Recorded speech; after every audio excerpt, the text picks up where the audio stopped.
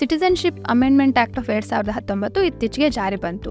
ಈ ಕಾನೂನಿನ ಮುಖಾಂತರ ಯಾರು ಡಿಸೆಂಬರ್ 31, 2014ಕ್ಕಿಂತ ಮೊದಲು ಭಾರತಕ್ಕೆ ಅಕ್ರಮ ವಲಸಿಗರಾಗಿ ಬಂದರು, ಅವರು ಭಾರತದಲ್ಲಿ ಕನಿಷ್ಠ 5 ವರ್ಷ ಇದ್ದಾರೆ ಅಂತ ಪ್ರೂವ್ ಮಾಡಿದರೆ ಸಿಟಿಸನ್ಶಿಪ್ ಬೈ ನ್ಯಾಚುರಲೈಸೇಷನ್ ಹೇಳುವಂಥ ಮುಖಾಂತರ ಅವರಿಗೆ ಭಾರತೀಯ ನಾಗರಿಕತೆಯನ್ನು ಪ್ರದಾನ ಮಾಡ್ಬೋದು. ಆದರೆ ಇದು ಎಲ್ಲ ಅಕ್ರಮ ವಲಸಿಗರಿಗಲ್ಲ. ಯಾರು ಪಾಕಿಸ್ತಾನ, ಅಫ್ಘಾನಿಸ್ತಾನ ಅಥವಾ ಬಾಂಗ್ಲಾದೇಶಗಳಿಂದ ಅಲ್ಲಿಯ ಕಿರುಕುಳಕ್ಕೆ ಹೆದರಿ ಭಾರತಕ್ಕೆ ವಲಸಿಗರಾಗಿ ಬರ್ತಾರೆ, ಅದು ಮುಸ್ಲಿಂ ಧರ್ಮದವರಾಗಿರಬಾರ್ದು.